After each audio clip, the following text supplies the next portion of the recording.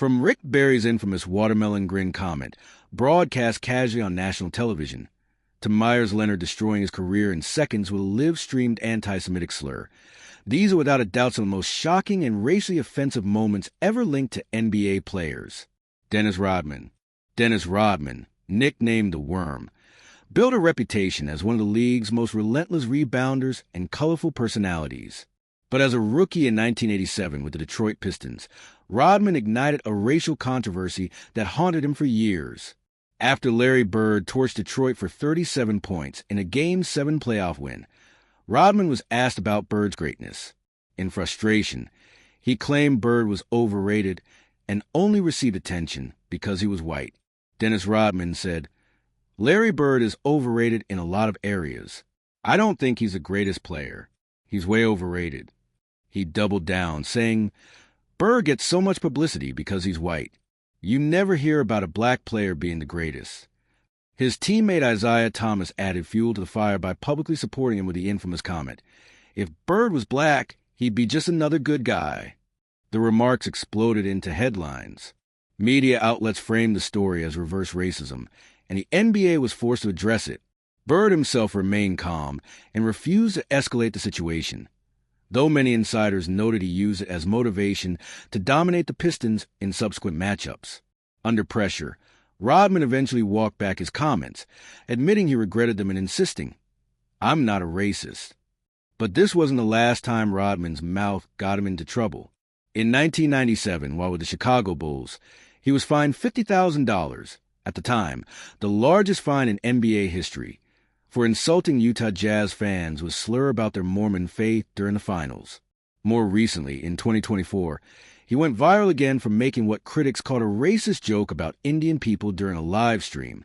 To some, Rodman's remarks were just part of his larger persona, a provocateur who thrived on controversy. But to others, they crossed a line, revealing an ugly willingness to use race and religion as tools of mockery. This is ironic, considering Rodman has also been outspoken about his own struggles with prejudice. Rodman's controversy highlighted how words can spark national outrage. But our next case shows how a rising star known for his flashy play crossed a line from being white chocolate to weaponizing race against a fan. Jason Williams.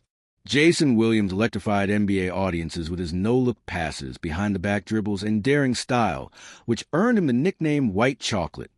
But in 2001, his image took a major hit when he unleashed a racially charged tirade at an Asian-American fan.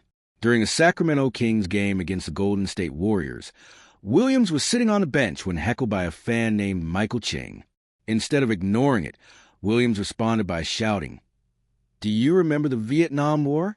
I'll kill y'all just like that," followed by anti-Asian slurs. The exchange stunned nearby fans and was widely reported in the press. The league fined Williams, and he later issued a public apology, admitting it was a moment of immaturity and anger. The incident raised broader questions about Williams' nickname itself. Some critics argued that White Chocolate exoticized the style as a white player who played with what many described as a black flair. Supporters defended it as a harmless nickname born of admiration for his flashy game. But after the tirade, the nickname came under new scrutiny, with some suggesting it highlighted the complicated way race intersected with his persona. Unlike others on this list, Williams' outburst was largely isolated. He didn't have a long record of racial controversies, and over time, his apology was accepted. But for Asian American fans, his words carried a sting, especially in a league where anti-Asian slurs had surfaced before. His story shows how even one incident can tarnish a reputation built on charisma and skill. It reflects how easily the emotions of competition can collapse into racially insensitive rhetoric, leaving scars that outlast the game itself.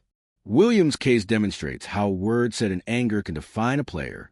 But our next entry shows how a single word uttered live to thousands online can end a career almost overnight. Myers-Leonard. Myers-Leonard was a journeyman center who played for the Portland Trail Blazers and Miami Heat. Though not a superstar, he carved out a role as a hard-working big man. But in March 2021, his career effectively ended in a matter of seconds during a live-stream gaming session on Twitch.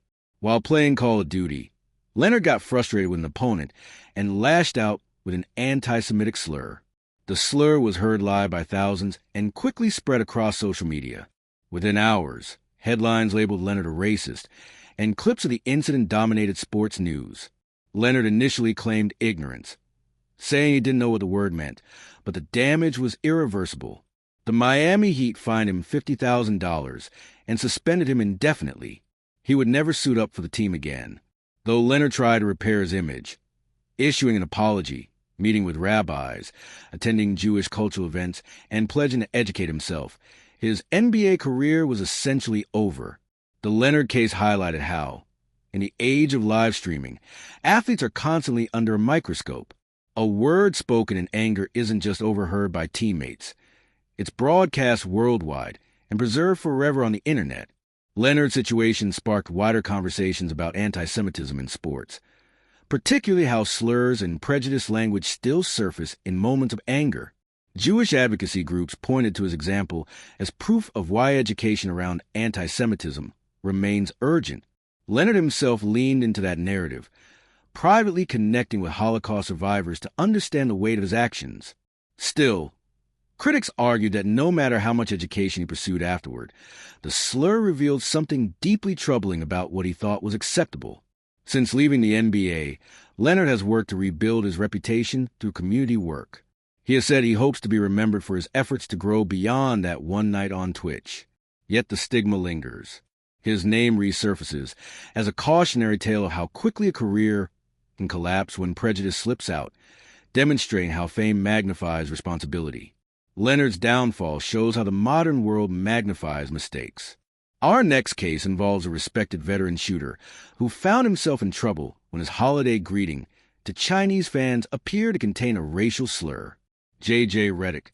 J.J. Redick built a long NBA career as one of the game's most dependable three-point specialists.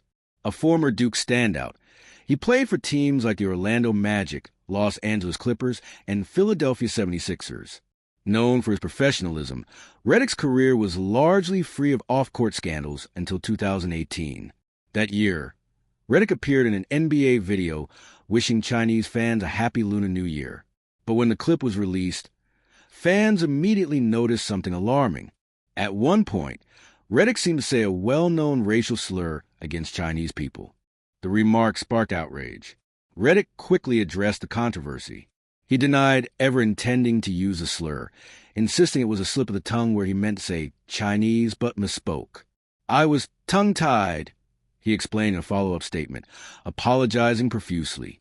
The NBA did not punish him, and some fans accepted his explanation. But for many, especially in China, the incident cast a shadow on his reputation. The controversy was further amplified by its timing. The late 2010s and early 2020s saw a sharp rise in anti-Asian hate incidents across the world. In that climate, even an unintentional slip carried significant weight. Redick has since continued his career in media and podcasting, maintaining credibility as an analyst. But the clip remains a permanent blemish, replayed whenever conversations of racism in the NBA resurface. For Redick, the episode illustrates how in the court of public opinion, perception often outweighs intention, and words, even accidental ones, can become permanent markers in an otherwise respected career.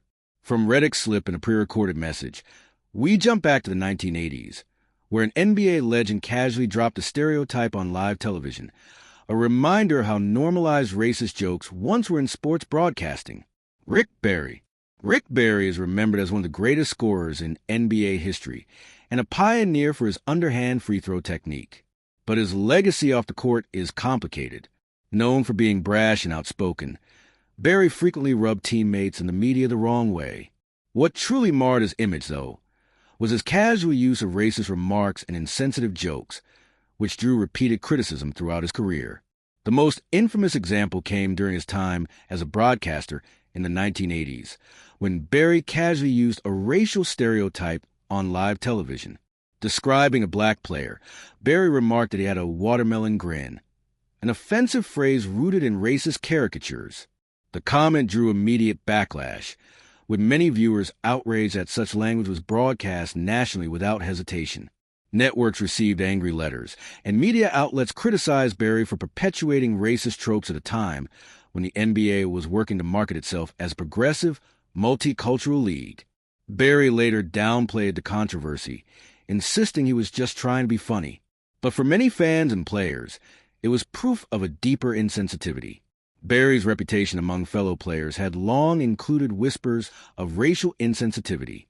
Teammates described him as abrasive and dismissive, often singling out black players for criticism. Even years later, the incident has followed him. For younger generations, it serves as a reminder how normalized racist jokes once were in sports broadcasting and how those words still carry weight decades later. Barry remains a Hall of Famer, but his off-court reputation will forever be tied to that moment he let a racist stereotype slip on live television. If Barry's comment highlight the damage of casual stereotyping, our next case involves an NBA star directing his frustration toward an entire nation in an unhinged rant. Gilbert Arenas. Gilbert Arenas, known as Agent Zero, was one of the NBA's most explosive scorers in the mid-2000s. But while his on-court performances made him a star, his off-court antics repeatedly pulled him into controversy. The most troubling came years after his retirement, when he went on a racist rant against South Sudanese players. In a 2018 Instagram video, Arenas mocked South Sudanese players by saying they look like monsters and claimed their bodies weren't built for basketball. He targeted current NBA athletes of Sudanese heritage with derogatory comments that went viral. The remarks shocked fans who once admired his charm and humor. His words drew immediate condemnation. Many pointed out that Arenas' rant not only mocked an entire ethnic group, but also reinforced racist stereotypes about African players.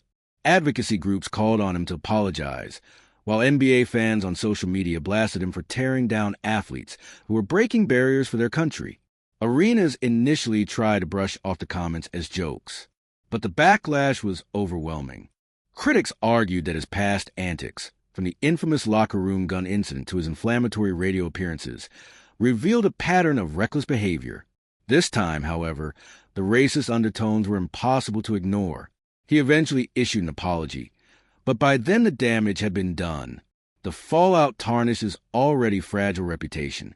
For many, it confirmed Arenas as an example of wasted talent, a player with the skills to be remembered as an all-time great, but whose off-court behavior forever overshadowed his accomplishments. In the era of social media, his rant lives on as a permanent reminder of how quickly racism can erode a legacy. Arenas' rant showed how racism can derail reputations long after retirement. But not all controversies are born online. Some emerge during high-stakes playoff battles, as was the case for one of the NBA's biggest stars, Shaquille O'Neal. Shaquille O'Neal is one of the most dominant players in NBA history, a four-time champion and larger-than-life personality. But alongside his charisma and humor, Shaq also faced backlash for racially insensitive remarks, particularly against Asian players. In 2003, when Yao Ming entered the NBA as the first Chinese superstar, Shaq made a comment that instantly became infamous. Asked about facing Yao, Shaq mockingly said a phrase widely interpreted as a racist mockery of the Chinese language. At the time, Shaq laughed it off as playful trash talk, but Chinese fans and advocacy groups were outraged. The backlash forced Shaq to apologize, admitting he went too far. He later claimed he and Yao were friends and that the comment was never meant to be malicious. Yao himself downplayed the controversy. But for millions of fans, especially in China, the damage was done. The clips circulated online for years, cited as an example of how even beloved athletes could casually weaponize stereotypes. This wasn't the only time Shaq found himself in hot water. In 2014, he posted a mocking selfie on Instagram imitating a man with a rare disorder that affects facial appearance. While not racially motivated, it reinforced criticism that Shaq often used his platform to bully or demean others. He eventually apologized after widespread backlash. Shaq's controversies illustrate how fame and humor can blur into insensitivity. While many fans forgive him, critics argue his jokes show a pattern of disregarding how his words and actions affect marginalized groups. His case is a reminder that even the biggest stars are not immune to criticism when racism enters the equation. If Shaq's comments revealed how stereotypes could be hidden under the guise of humor, our next case takes us back to the 1990s, where a player's racially charged comments about his own league drew heated debate. Larry Johnson. Larry Johnson, a two-time All-Star and key figure on the Charlotte Hornets and New York Knicks, was known for his powerful game and his iconic Grandmama commercials. But in 1999, Johnson sparked controversy with comments about race and the NBA. During the Knicks' finals run, Johnson told reporters he felt the team was being unfairly treated by referees and the league because of its racial makeup. He declared the Knicks were a team of rebellious slaves and that the NBA establishment, dominated by white executives, didn't want them to succeed. His remarks caused a firestorm. Critics accused Johnson of trivializing slavery by comparing millionaire athletes to enslaved people. Columnists blasted him for being racially divisive.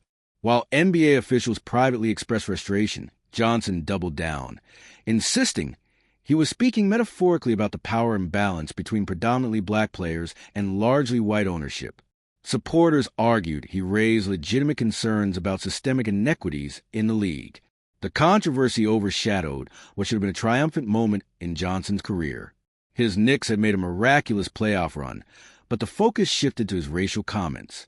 Even teammates admitted they were uncomfortable with the attention. Johnson later attempted to clarify his remarks, but the damage was already done. Over time, Johnson's comments have been revisited in the context of larger conversations about race and labor in sports. Some now see him as ahead of his time for pointing out issues of power and exploitation, while others still view his language as reckless. Either way, his remarks remain a defining moment in how race and economics intersect in the NBA. Johnson's comments pushed race into the heart of NBA labor debates. But decades earlier, two legends of the St. Louis Hawks made headlines for allegedly forcing a black teammate out of the league altogether. Bob Pettit. Bob Pettit was the NBA's first MVP and one of the league's earliest superstars. Playing for the St. Louis Hawks in the 1950s and 60s, Pettit was celebrated as a gentlemanly star and the face of the franchise.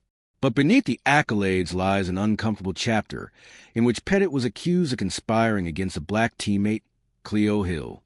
In 1961, the Hawks drafted Hill, a dynamic scorer out of Winston-Salem State, making him the first-ever first-round pick from a historically black college. Hill made an immediate impact, scoring 26 points in his debut. But according to multiple reports, Pettit and fellow stars Clyde Lavalette and Cliff Hagan felt threatened. They allegedly approached management and demanded that Hill stop shooting so much. When coach Paul Seymour refused to sideline Hill, the Hawks' ownership fired Seymour. Hill's playing time was slashed, and within a year, he was out of the league entirely. Historians have documented this case extensively, pointing to Pettit's role in what amounted to blackballing. While Pettit later claimed the dispute was about Hill's style of play, the optics of three white stars pressuring management against a promising black rookie were impossible to ignore in the racially tense climate of the 1960s South. Hill himself spoke of the pain it caused, saying he felt robbed of a career before it even began. The incident is a stark example of how racism in the NBA wasn't always about slurs or public remarks. Sometimes it was about power and gatekeeping. Pettit's otherwise spotless reputation is now complicated by his alleged role in sidelining a pioneer for black college athletes. For Hill, the cost was a career. For Pettit, the accusation lingers as a blemish on an otherwise Hall of Fame resume. Pettit's alleged role in Cleo Hill's downfall is troubling enough. But he wasn't the only Hawks star implicated. Cliff Hagan, his teammate, was accused of playing just as central a part. Cliff Hagan, a Hall of Famer and five-time All-Star, was another central figure in the St. Louis Hawks' alleged blackballing of Cleo Hill. Like Pettit and Lavalette, Hagan was accused of pressuring management to sideline the promising rookie because he was black and was taking too many shots for a first-year player. Reports indicate that Hagan joined Pettit and Lavalette in confronting coach Paul Seymour, demanding he'll be benched. When Seymour refused, the Hawks' ownership chose the veterans over their coach, firing Seymour midseason. Hill's minutes were cut drastically, and he never played significant NBA basketball again.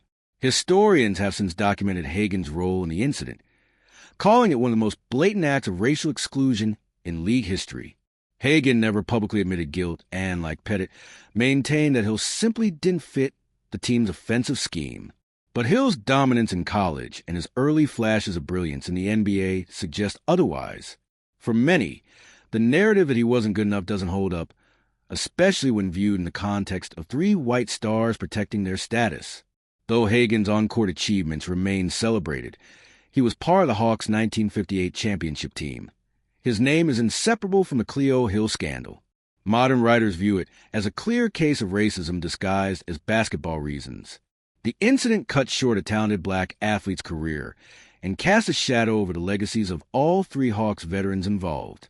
Hagan's story reminds us that racism in the NBA hasn't always been loud or obvious. Sometimes it operated quietly in locker rooms and front offices through whispered demands that changed the trajectory of lives.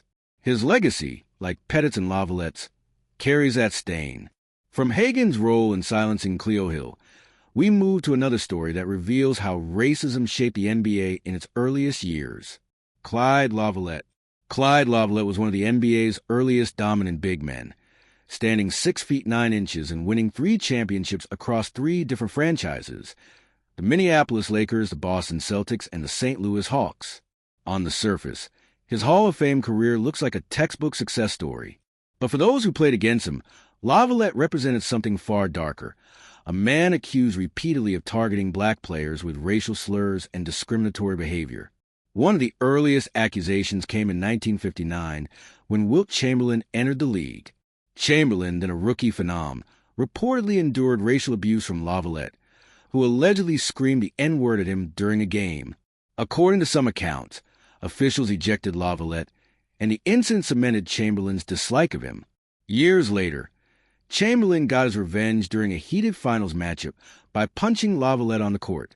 But Chamberlain wasn't alone in feeling targeted.